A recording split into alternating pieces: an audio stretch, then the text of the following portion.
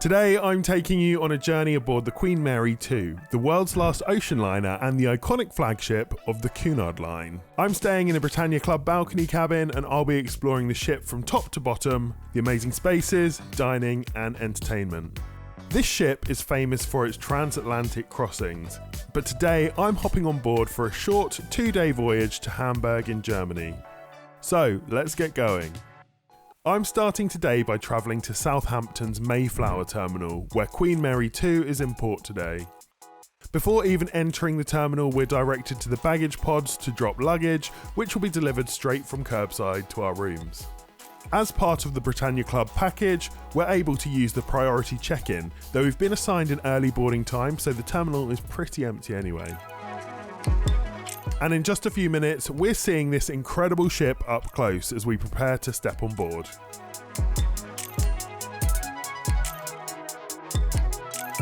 Straight away, we're presented with Queen Mary 2's incredible hallways, leading to the grand lobby, which sits at the heart of this ship.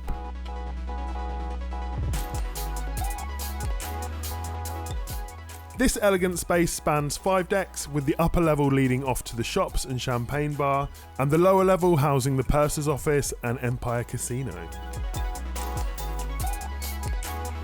Passengers are welcomed with live music into this brilliant area, which was remodelled in 2016, making it a spectacular space to pass through.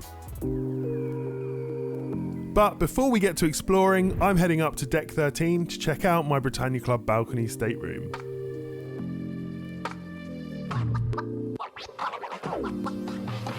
This room is spacious, light and beautifully laid out. You can pick how you'd like your room to be made up as a double bed or 2 single beds, and you can even select from a variety of pillows on the pillow menu. There's a comfortable lounge area with a coffee table and a bottle of Cunard sparkling wine on it waiting for us. The desk area has an information pack including the daily programme, a coffee and tea station and a phone to contact your dedicated steward and order complimentary room service. Underneath, a well-stocked minibar with wines, beers and soft drinks. There's plenty of wardrobe space as well. These wardrobes also house the life jackets and the safe. Just a small ensuite with this room, but the shower is a good size and it's a nice space provided with various Penhaligon's products.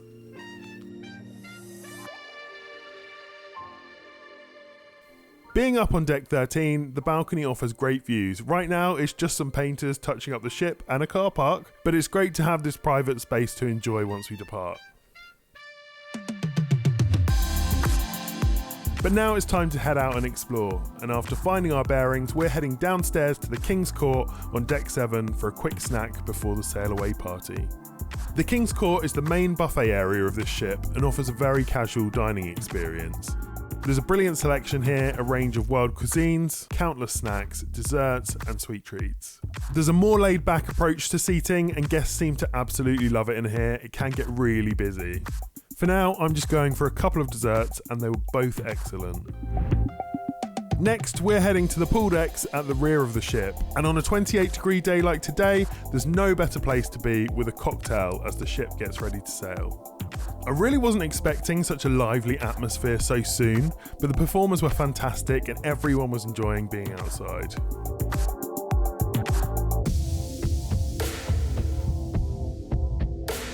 Departure is right on time as we leave Southampton, heading to Hamburg. This journey to Hamburg takes 2 days and there's plenty to pack in on board in that time. But for now, the best place to be is out here enjoying those views and exploring the outdoor decks.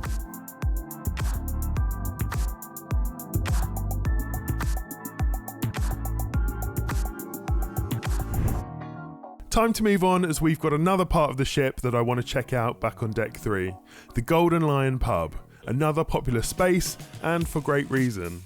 This is a spacious, chilled and comfortable area with a decent range of craft beers and pretty much any other drink you can think of.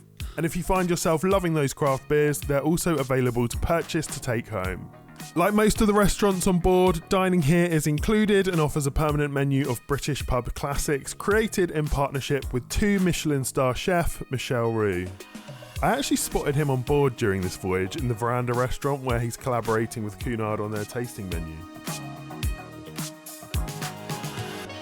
I'll be coming back to the Golden Lion later in the voyage to enjoy some of the nightly entertainment, but for now, there's still so much more to see of the rest of the ship.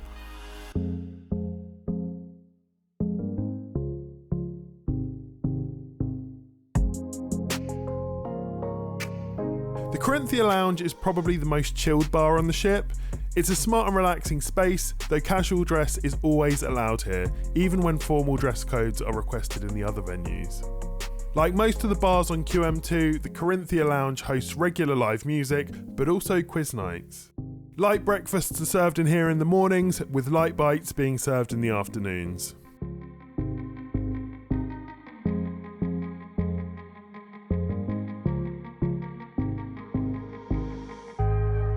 As the sun began to set, it was time to head back to our cabin to smarten up for tonight's dinner.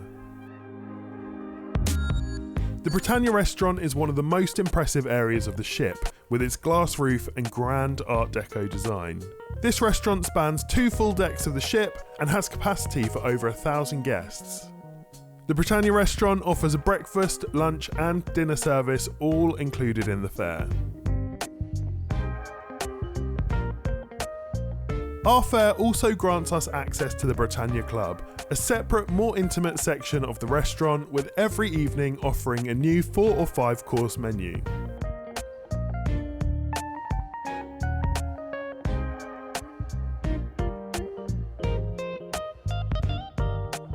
Tonight, I'm starting with the porcini risotto, and this was fantastic. The next course is a soup and salad course. I went for the potato, truffle and goat's cheese soup. My entree this evening is the lobster with mac and cheese. This comes at a $20 additional cost, but there are plenty of tempting options at no extra cost. Finally, for dessert, I chose the cheese selection and was presented with this absolute mountain of cheese, along with crackers and biscuits. The perfect way to finish off a fantastic dinner. The Veranda Steakhouse is another restaurant open to Britannia guests. This is a specialty dining restaurant though, at an additional cost. Dinner over, and it's time for some drinks overlooking the bow of the ship at sunset. The Commodore Club is a fantastic bar inspired by Cunard Commodores, which beyond your usual drinks offers a selection of cocktails dedicated to these past Commodores, as well as hosting a live pianist. This is a fantastic space and the best place to be as evening transitions tonight. But the night is young and there's much more to explore, so it's back down to deck 3.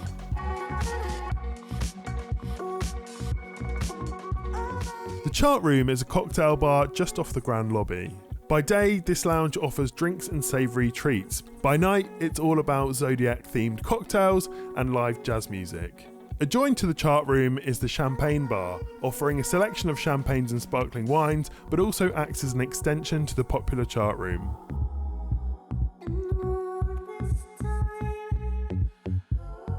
The outdoor areas of QM2 are beautifully lit at night time, so another opportunity to explore more of the outside decks. And whilst we're up on the sun deck, the perfect time to sneak into the indoor pool and bar.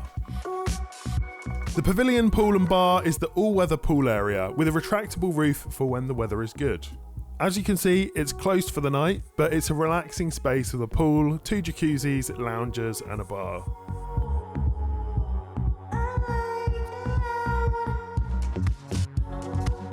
But it's time to head again back down to deck 3 and check out tonight's entertainment in the Royal Court Theatre.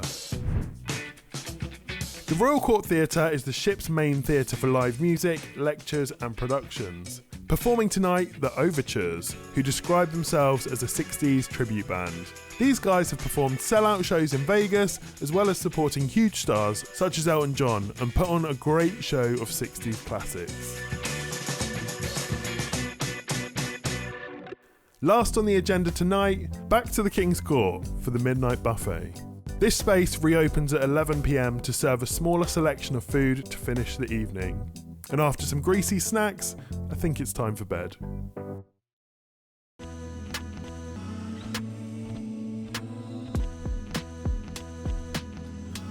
So, good morning. Day 2 aboard the Queen Mary 2 begins bright and early, and my first task at hand is finding some breakfast. I'm skipping breakfast in the Britannia restaurant this morning and heading to Sir Samuel's. This lounge is named after the founder of the Cunard line, Sir Samuel Cunard, and by day serves as a coffee bar offering freshly baked pastries. We're going for this pineapple pastry and of course a New York roll accompanied by iced coffees.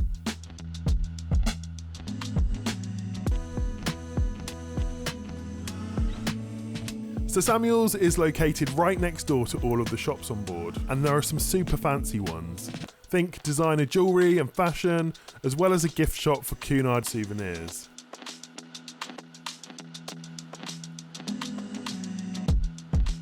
If you need a little downtime, the Moreel Wellness Centre is a pretty well-equipped spa with a hydrotherapy pool, saunas and a massage room. This is all at an additional cost, but they do hold a raffle on embarkation day to win $500 of treatments, and by the looks of it, not that many people enter.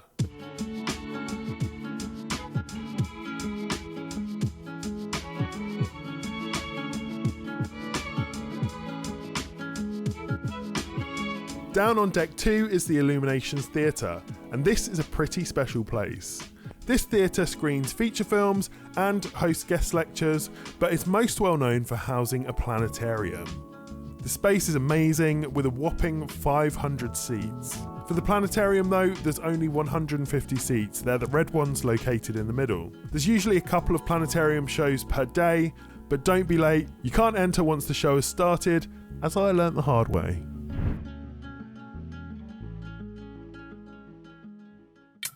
Time to get back outside because there's so much more to see out here, particularly at the front of the ship, starting with the promenade deck that circles the entire ship.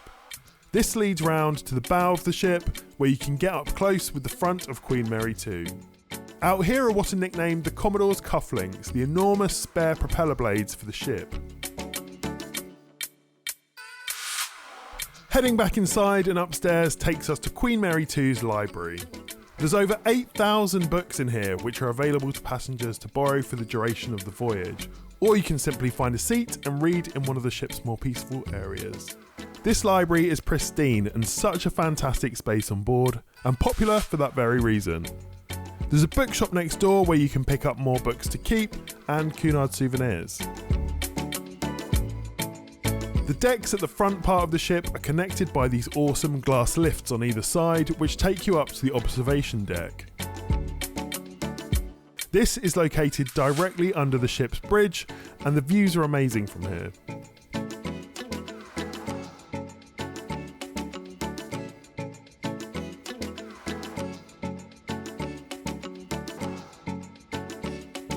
Now to get back inside, as lunch is calling.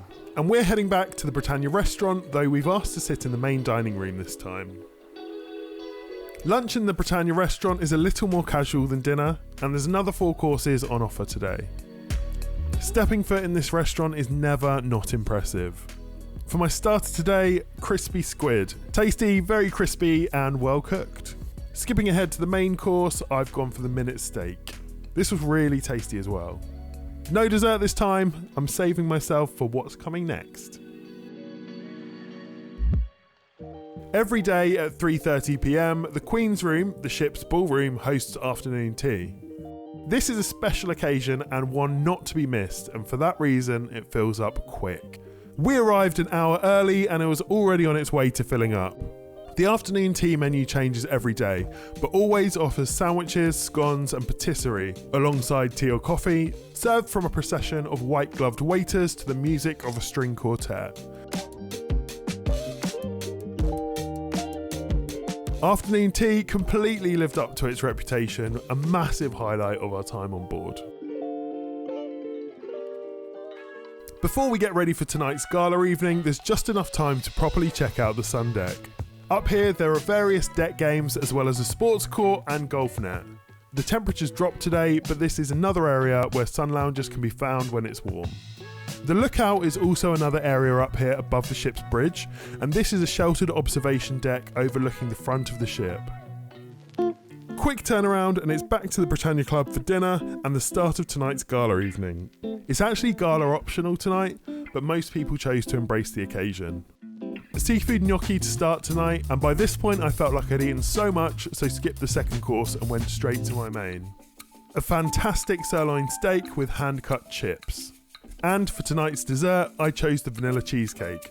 Unfortunately, I didn't enjoy this so much. The flavour was there, but the texture was odd. Perhaps I should have chosen the baked Alaska with cherries flambéed tableside.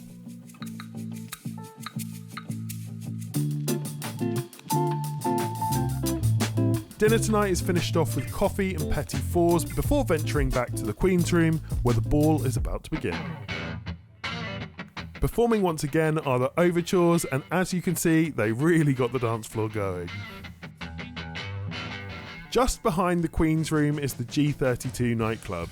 This venue stays open the latest on the ship, starting at 11:45 and stays open until 1 AM, sometimes as late as 3 AM. But for us, one last drink in the Golden Lion, where this duo are belting out the bangers. By this point, we'd arrived at the mouth of the River Elbe, where we picked up the pilot to guide the ship to Hamburg. People always talk about the amazing artwork on board, and these impressive bronze resin panels representing each continent. So before bed, there was one last opportunity to find Homer Simpson in the North America panel. And as we reached the final 80 miles of the voyage, the shoreline came into view. One more thing to try though, and that's the room service. Room service is available at any time, so a late night club sandwich and chips.